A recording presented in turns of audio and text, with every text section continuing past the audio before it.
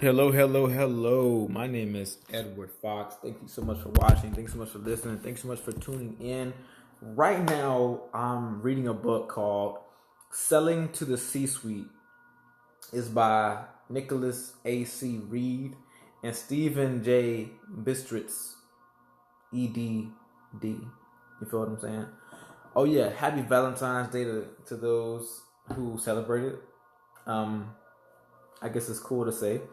Okay, so I got into the gallery, not the gallery, but the what do you call it when you start the index? What is it? I don't know, forgot. But it's the part of the book. I'm talking about gallery. I was thinking about something else. So I go to the part of the book where it tells you which chapter talks about what thing. Um, what is that called? I gotta think of it. Oh, contents. So I went to the contents, right? And I looked at chapter 6. It says how to create value at the executive level. Again, this book is called Selling to the C-Suite. We're talking about CEOs, CFOs. Thank you, Mr. Julius. CEOs, CFOs, CTOs. That's the Chief Technical Officer. The CFO, that's the Chief Financial Officer. You want to know how to sell to people that are the highest up and make the most I could say the most income producing decisions for a business. Like the C-suite is in charge of basically everything besides the ownership of the business, unless the CEO is also the founder and owner of the business. Usually the C-suite is supposed to be a good representation of what the owners believe is the goal and the reason behind this business being in existence. So my main thing is I want to know how to create value for the people that I'm going to be talking to, the people that I'm going to be selling to with my digital advertising agency, right? And I just want to say this. I want to throw this out there. Just about 2 weeks ago, I had a meeting with a law firm. The meeting did not go how I expected. I thought the meeting was, upper management. I thought the meeting was going to be, I come in, I ask them to see what they're having problems with, what their goals are, and get an understanding of what we're supposed to be doing. But when I'm there, one of the people I was speaking to said, for future references, just for future references, you could send an application, like send a form, like send a bunch of questions for us to answer the questions a day before you come in for the meeting. And then when you come in for the meeting, just do a presentation and boom, boom, boom, boom, boom. In my mind, I'm thinking this is the first meeting. I am not coming to pitch. I am not coming to just say, hey, here's what I have to offer. Buy it now. I'm thinking that in this meeting, I'm coming to learn about this business, learn about the brand, learn about the CEO, learn about everyone that's involved. And I didn't just come to just blah about what it is that my business does and what it has to offer. Of course, they know I'm coming from an advertising agency. That's a given. But what I wanted to get an understanding of, tell me more about this law firm. Tell me more about what have you been doing with your advertising and what can be done better. That's what I'm thinking. But what I'm going to get to now is you have to understand what your potential client is looking for and what you're able to do. And you need to be able to raise what you're doing. Because guess what? I got the call the day before I went to go meet with them. They're like, hey, come in for a meeting tomorrow at so-and-so time. I don't want to say I went in there blind because I had a presentation ready, but I just didn't think it was a time to do the presentation. I thought it was a time to learn about the business and see what they needed. They were expecting a presentation. I was expecting have a presentation ready, but don't present and listen and learn. But they want to see the presentation. I had a presentation, but I didn't think they wanted to see it yet. But they did. That's what I learned at the end of the meeting. Another woman had more questions. There were two women that I was speaking to. One woman had all the questions. Another woman had a few questions. I think she was taking notes. She was the young lady that suggested that I send questions and then come with a presentation.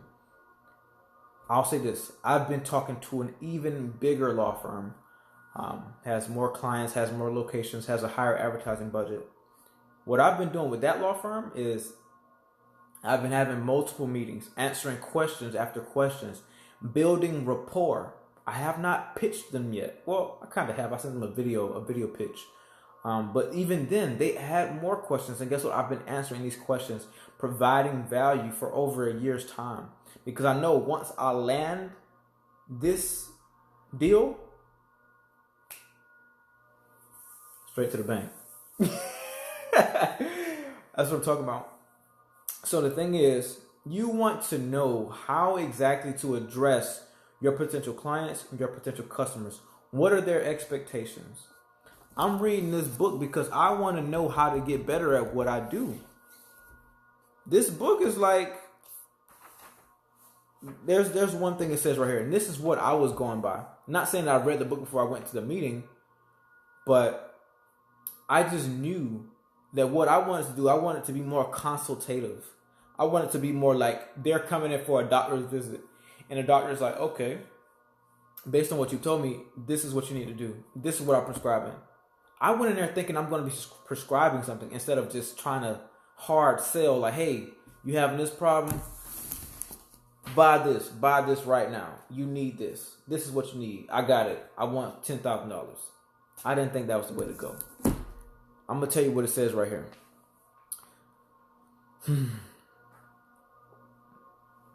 This is one review right here. So, all right.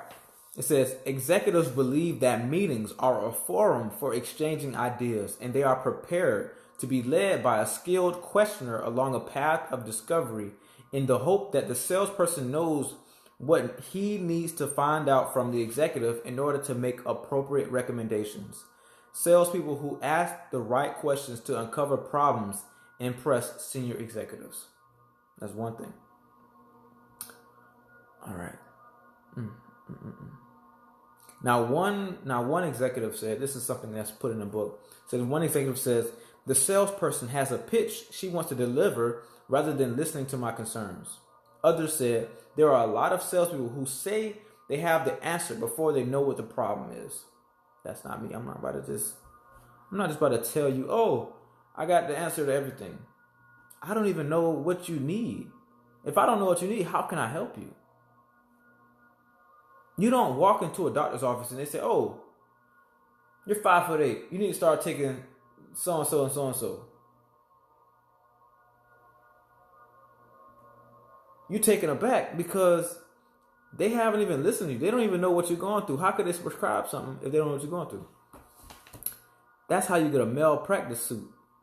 You feel what I'm saying? You need to have somebody that's going to be listening to you and understanding what it is that you're going through and what you need. This is how life works. This is how you want things to be. That's how you want things to happen. So, and it says it goes on to say, one executive said, if I have to ask the questions or uncover all the problems, the rep is of no use to me.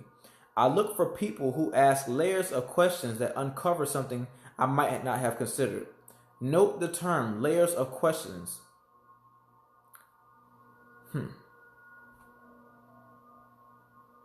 Says executives don't want us to ask questions that merely skim the surface on the way to our product pitch. They expect a meaningful, deliberate interview that digs deep into the well of their discontent until they have unburdened themselves, arrived at the root causes, and have the potential cures before them. Salespeople who follow a structured questioning framework to bring a new perspective to an existing situation will always provide value. That is one of the most important things to me. Finding out what it is. Hold up real quick. Finding out what it is that my potential clients need and how I can best serve them.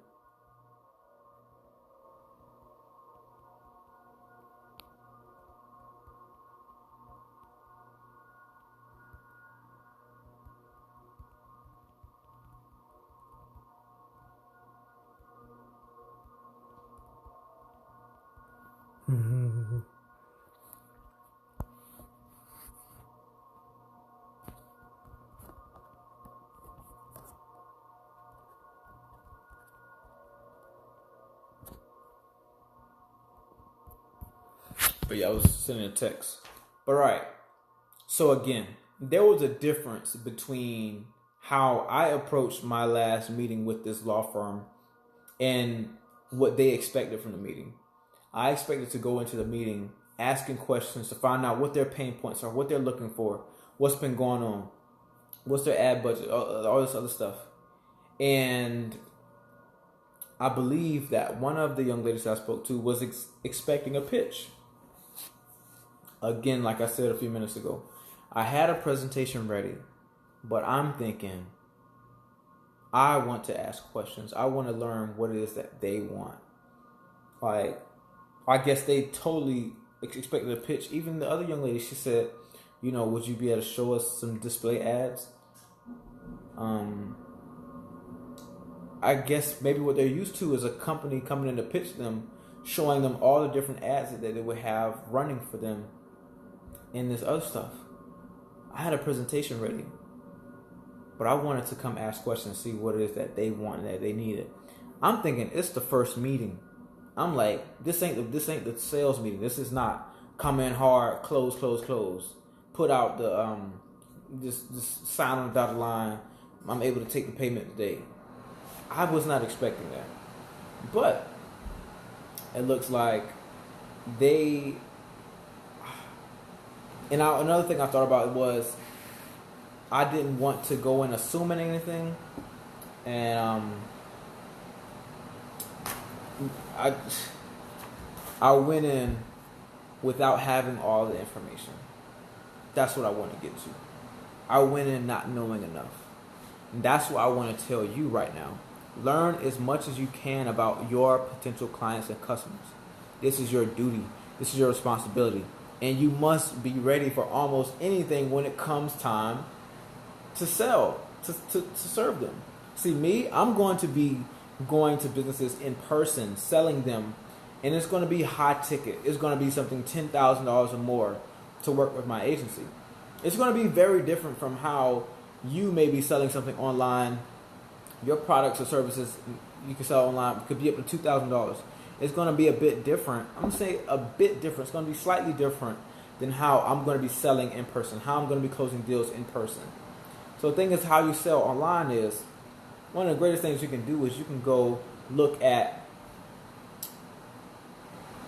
product reviews, questions and answers about products and services that you're going to be offering.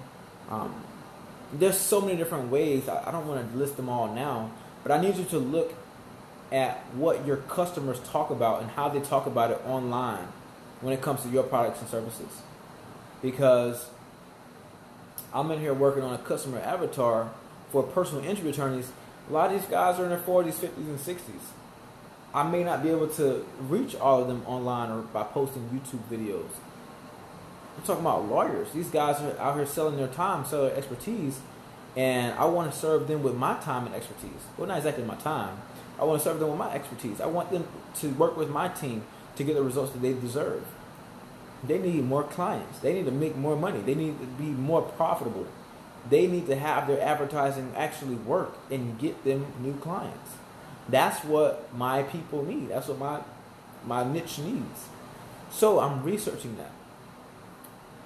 And now when it comes time to sell them, my research has to prove me right when it comes time to addressing their needs.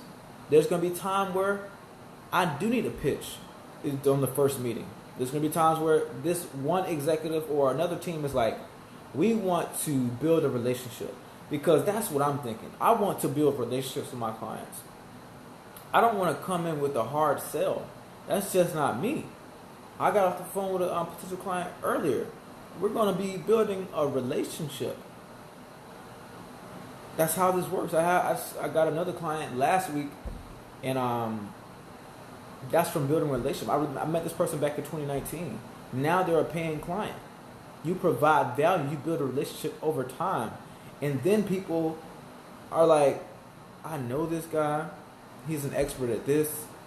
He has a business. Let's work with them. He's ahead of me in this part of what I'm working on. You feel what I'm saying? And another thing, I'm making this video right now so people can get to understand me and learn from me right now when it comes to this aspect of doing business. You have to build a relationship. Relationships are key.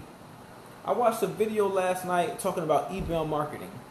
There are lots of people, lots of business owners that do not see the return from email marketing. In the video, the young lady said, if you have friends, families, and loved ones, if the person sent you an email, would you read it? Yep. My bro sent me an email. I'm reading it. My homie sent me an email. I'm reading it. One of my homegirls sent me an email. A professor from college, she wants to talk to me. She sends me an email. She wants to get on a Zoom call. Send me an email. I'm reading the email. It's because, like the young lady said in the video last night, it's because of the relationship with the person who's sending the email. It's because of the relationship. It's not about the medium at which the message is delivered. It's about the relationship. I'm going to tell you now a statistic. I've seen, doing my research with e-commerce, for every $1 that is invested into email marketing, you can expect on average $38 return. Again, something I want y'all to know. Email is basically free. It takes the internet. You can pay $10 a month to send almost 50 plus thousand emails to thousands of people. $10 a month with something like MailChimp or ConvertKit, SendFox. There's so many different email tools you can use, and they're very inexpensive. They cost less than my phone bill with T-Mobile. But the thing is, the thing that's most important is the relationship that you have with the people that you're sending emails to. If you have a strong relationship with them, they're ready and willing to learn from you and listen and read your emails to build that relationship. It's a back and forth. It's back and forth. It's communication. That's what you want to have with people.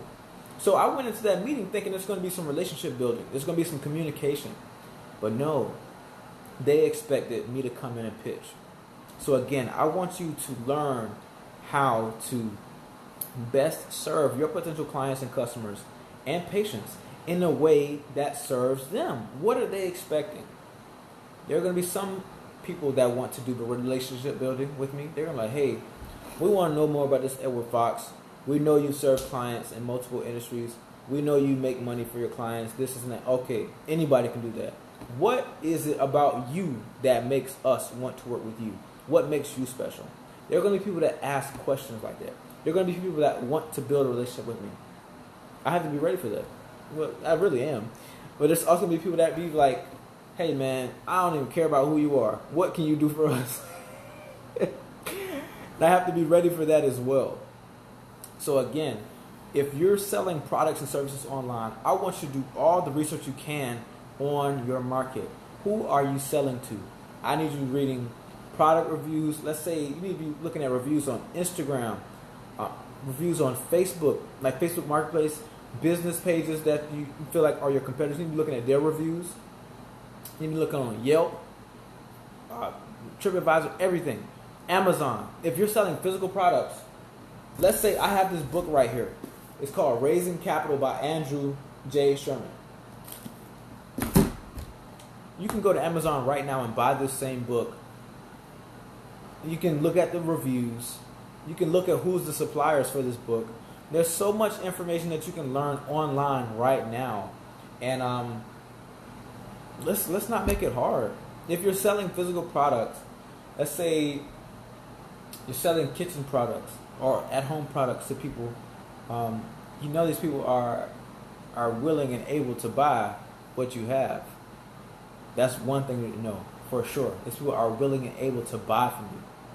Then you want to look at what are the reviews on the products that you're going to be selling. What do people think about Keurig machines? Now, look at reviews of these Keurig machines, right? So I'll tell you what, Keurig is looking at the reviews of their Keurig machines. They're thinking, how can we better appease? How can we better appeal to our customers? They're thinking, okay, I don't really have a problem because I don't drink coffee. But what if there are 500 people out of 12 million people on that? How many other people bought Keurig machines? Let's say 500 people say, man, I wish I could make more cups of coffee with my Keurig machine. Now Keurig is like, okay, Let's talk to our engineers and designers and see how we can have a bigger reservoir of water. Keurig wants to solve problems for their customers. I want you doing the research. Like, people can call it competitor research, but I want you to call it customer research. I want you to study your customer day in and day out and see what exactly that they need. I need you almost scouring the internet, almost anything you can find on your customer. I need you to be deep into their niche, or niche, or what. I mean, I think it's niche, right? But it's niche because it has an E at the end. So it's kind of like quiche, but it's niche. So I need you to be studying your niche. I need to see how your niche talks about what it is that they're buying from you or from other people, or other businesses. Because the thing about this, you could be selling the same product or service as someone else, but the delivery, how that person is being made to feel during the transaction, like let's say before the transaction, during the transaction, and after things are shipped or whatever it is, you want to improve on how you're delivering to these clients and these customers. It's imperative. It is absolutely imperative. Let's look at Amazon. People got used to the 2-day shipping. Amazon's like, I don't know about this 2-day thing now. We need some 1-day shipping.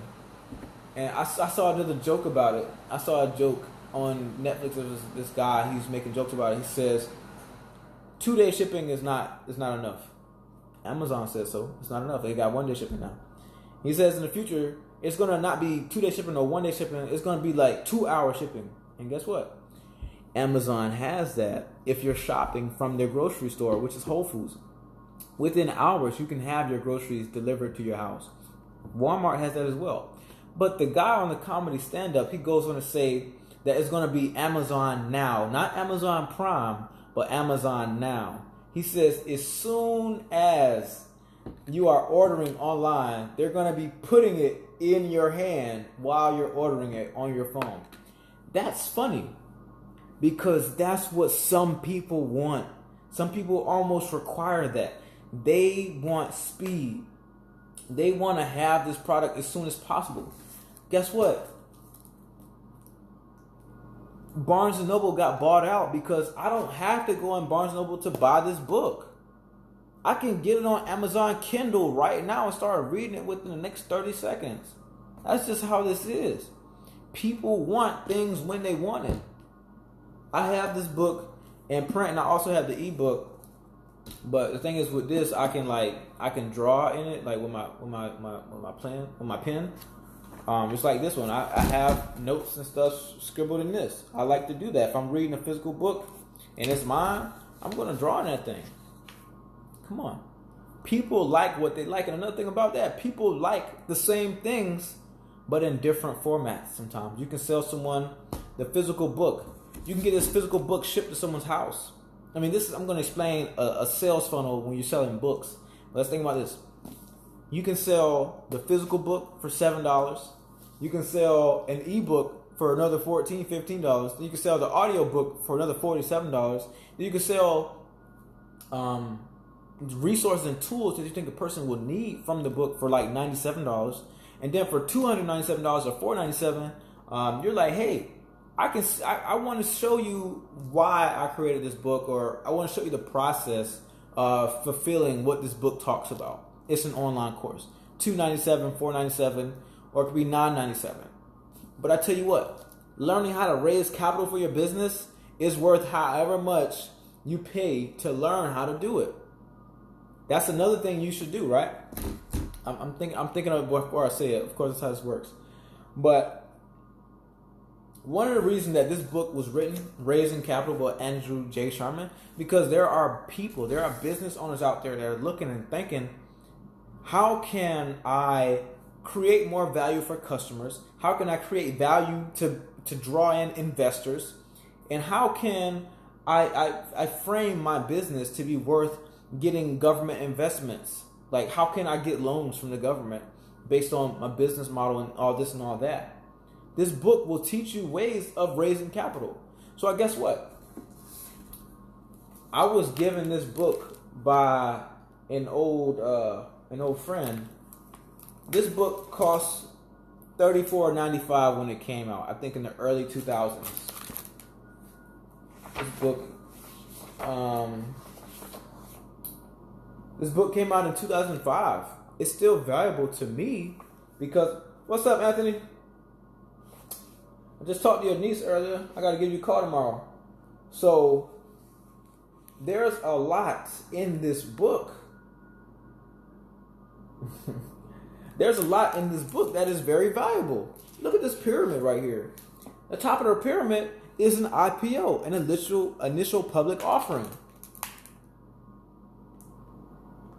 The book is kind of outdated, so it's 2005, so it doesn't talk about SPACs and things like that. You know, they call them SPACs. But I'm deep into the finance thing. I love finance. Like, let's move this money around. Let's get it. Let's make this cash. But I'm mentioning that because guess what? There's somebody that's willing to read this book all the way through. It's like over 400 pages. There's somebody that's going to read this book. There's somebody else that's going to want to listen to this book. I'm the listener. I'm going to want to listen to this book. Trust me. I'm definitely going to want to listen to this book. There's somebody else that will want a video breaking down each and every chapter of this book. Somebody wants a video. I want a video too. I mean, of course. I want the physical book. I want the ebook. I want the audio book. And I want some videos. So basically, to get this one book about raising capital, I could spend hundreds of dollars to learn how to raise capital for my business, right? And then that's just my business. I'm making money raising capital for my business, right? And this is something I'm actually going through. I'm actually working on building business credit. So this is actually a good example right now. I want to build business credit for my business, right? And then over time, doing that for my own business, I can teach other business owners about how to raise business credit for their own business. I actually had a call earlier and I discussed that with a potential client. So the thing is, what I'm getting at is, you want to know how to best serve your potential clients and customers. Look at them. Look at their niche. Look at your niche and see what people are talking about when it comes to your products and services.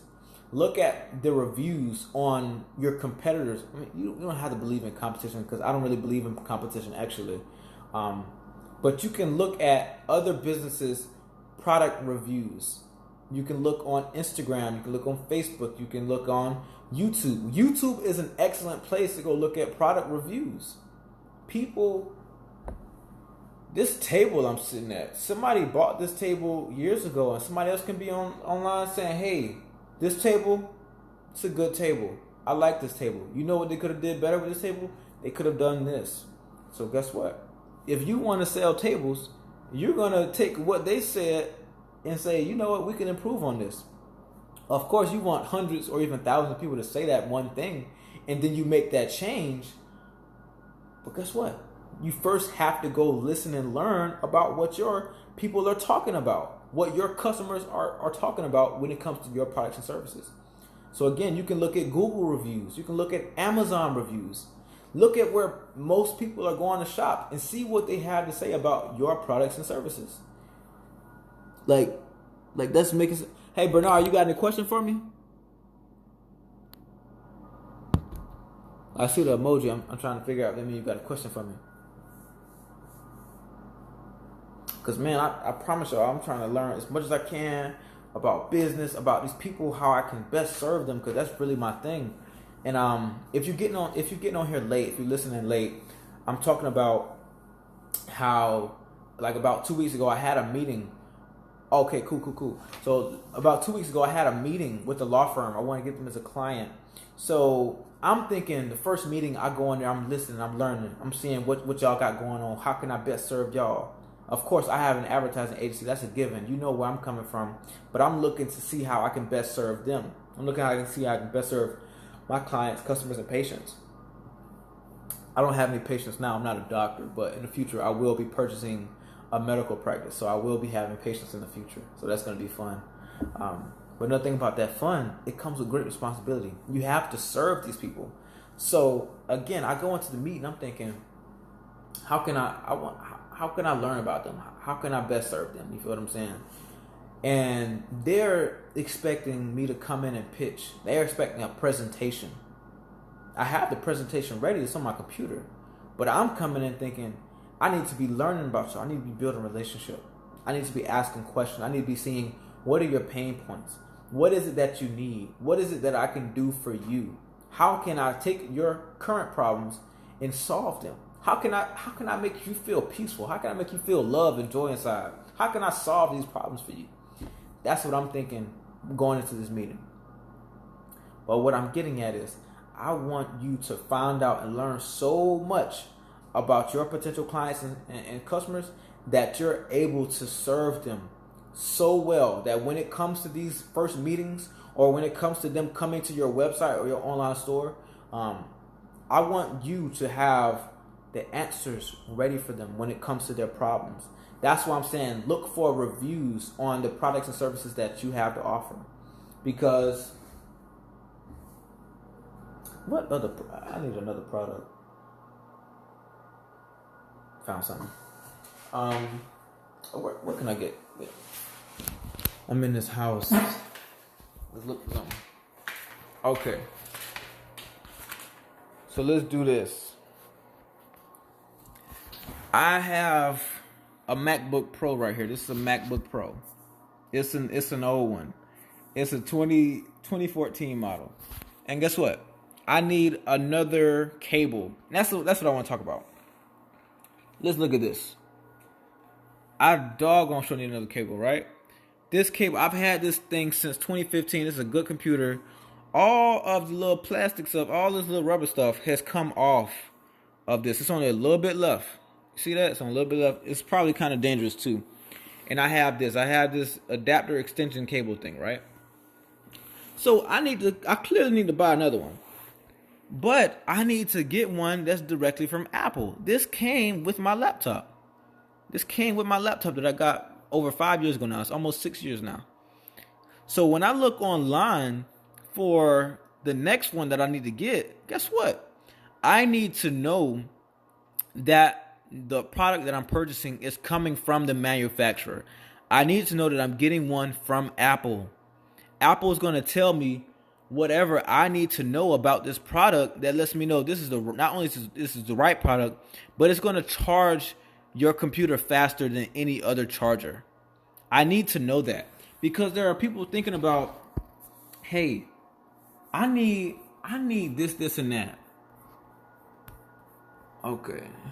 So I want you to see how this works.